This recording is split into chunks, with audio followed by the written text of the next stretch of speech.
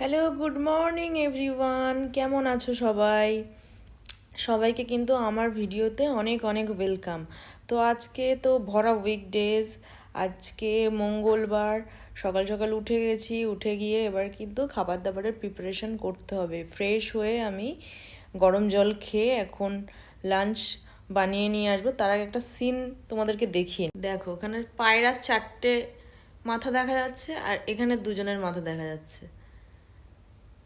তো এই কিন্তু করে সারাদিন, এই আমার বাড়িতে সারাদিন ধরে এই সার্কাস চলে। তো দেখো, লাঞ্চের জন্য কিন্তু আমি এখানে চিকপি স্যালাডের সাথে একটা ডিমের অমলেট নিয়ে নিয়েছি। তো এটাই কিন্তু আজকে আমার লাঞ্চটা একটু তাড়াতাড়ি নিয়ে বসে গেছি, মানে এক্ষুনি খাচ্ছি না, একটু পরে খাবো। এখনও তো লাঞ্চ টাইম হয়নি, 1টা বাজলে বা 1:30 বাজলে খাবো, এখনও লাঞ্চ টাইম হয়নি। তো গুছিয়ে বসার এটাই কারণ হচ্ছে আজকে আমি অনলাইন একটা ফেসবুক পেজ থেকে কিছু শপিং করি। একটা মেয়ে আছে, সে লাইভে ড্রেস দেখায়, খুব সুন্দর সুন্দর ড্রেস দেখায়। তো আমি সেখান থেকে শপিং করি। তো ওর লাইভ থেকে আমি পুজোর জন্য বেশ 5-6টা আমি ড্রেস কিনেছি, খুব সুন্দর ড্রেসগুলো। যখন পুজোতে আমি কলকাতায় যাব পরবো, তখন তো ডেফিনেটলি ছবি আপলোড করবো, ইউটিউবেও আমি ভিডিও দেবো, সবাই দেখতে পাবে, খুব সুন্দর। তো ও আজকে লাইভ করবে, ওর একটা হোয়াটসঅ্যাপ গ্রুপ আছে, সেখানে নোটিফিকেশান দিয়েছে। তো ওই লাইভটা দেখার জন্য আমি বসে আছি। তো খুব তাড়াতাড়ি কিন্তু সেল হয়ে যায়, তো যে আগে স্ক্রিনশট দেয় সেই পায়। তো ফেসবুকের পেজটার নাম হচ্ছে তানিয়াস ফ্যাশন ওয়ার্ল্ড। তো যারা যারা কিনতে চাও ওখান থেকে কিন্তু কিনতে পারো। এছাড়াও ওর স্টোর আছে দমদমে, ও মাঝে সাঝে স্টোর খোলে, সেখান থেকেও কিন্তু তোমরা পারচেস করতে পারো। ওই জন্য কিন্তু আমি খাবার দাবার নিয়ে গুছিয়ে বসেছি। কি করছিস তুই এখানে শুয়ে? তুই এটা শোয়ার জায়গা? হ্যাঁ, দেখো মাটিতে শুয়ে গড়াগড়ি যাচ্ছে। কি করছিস তুই শুয়ে? বল বল বল বল বল বল বল বল বল বল বল বল বল বল বল বল। তো আমার কিন্তু লাঞ্চ হয়ে গেছে, ইভেন আমার বড় অফিস থেকে এসে গেছে। তো একটু বাইরে কিছু কাজ আছে অফিসিয়াল, সেই জন্য আমরা এখন একটুখানি বাইরে বেরোবো। তো এখন মোটামুটি 6টা 8 বাজে। তো আমরা এখন বাইরে বেরোবো, ওই জন্য আমি রেডি হয়ে গেছি। এই ড্রেসটা পরেছি, টপটা আমি এর আগে একবারই পরেছি, এটা সেকেন্ড টাইম পরলাম। তো রেডি হয়ে গেছি। আমার যে হাউসমেট, ও কাজ করছে, ও কাজ করে চলে যাবে এক্ষুনি। ও কাজ করে চলে গেলেই কিন্তু আমরা বেরোবো। কাজগুলো বাইরে যেগুলো আছে সেগুলো মিটিয়ে নিই, এটাই। তো যেহেতু জেনি কাজ করছে এখনও, সেই জন্য আমার সন্ধ্যাবেলা বসে বসে একটুখানি খিদে পাচ্ছিল। আমার বর চানাচুর খাচ্ছিল, সেই দেখেই আমার খিদেটা পেয়েছে। তো এখানে মুগ ডাল ভাজা ছিল, যেহেতু ডায়েট করছি খুব বেশি তো খেতে পারবো না, আর এই মুগ ডালটা হলদিরামসের ছিল। তো অল্প একটু মুগ ডাল ভাজা খেয়ে নিলাম। এই দেখো, এইসব চানাচুরগুলো কিন্তু ও খাচ্ছিল, প্রতিদিনই খায়, ওকে বারণ করলেও শোনে না। আমি একটু মুগ ডাল ভাজা খেয়ে নিলাম একদম অল্প করে। আর এই একজন ডিগি বসে বসে দেখছে, কিন্তু ওকে তো দেওয়া হবে না, ও খেলে ওর শরীর খারাপ করবে। যাই হোক, আমাদের মেড চলে গেছে, তো এখন জুতো টুতো পড়ছে আমার বর, রেডি হয়ে বেরিয়ে যাব আমরা এবার। আর এই যে একজন কিন্তু দরজার সামনে বেরিয়ে বসে আছে, আমরা বেরোলেই ও বেরোবে সেই জন্য। কিন্তু বেরিয়ে কিন্তু বেশি দূর যাওয়ার ক্ষমতা নেই, বেরিয়ে কিন্তু ওই দরজার সামনে পর্যন্তই যাবে।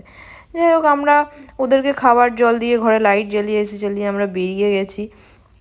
দিয়ে এবার নিচে যাব, একটুখানি ব্যাংকের কিছু কাজ ছিল, তো সেইটা ফার্স্টে আমরা করতে যাব। তারপরে বেসিক্যালি আমরা যাব আমাদের এই ডিগি আর গিগির জন্য কিছু জিনিসপত্র কিনতে হবে, তো সেই জন্য যাব এবার।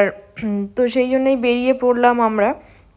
যেতে হবে সেই আলজাদাব, যেখানে ওদের ক্লিনিকটা আছে, ওর পাশেই ওইখানে একটা শপ আছে, সেখান থেকে পেটসের জিনিসপত্র পাওয়া যায়, খাবার টাবার পাওয়া যায়। তো সেখান থেকে কিছু জিনিস আমরা ওদের জন্য কিনবো, ফুড বাগেরা কিছু কিনবো। তো দেখো, গাড়িতে বসে পড়েছি, প্রায় কিন্তু 6:30 বাজে। কেউ বলবে যে এখন 6:30 বাজে?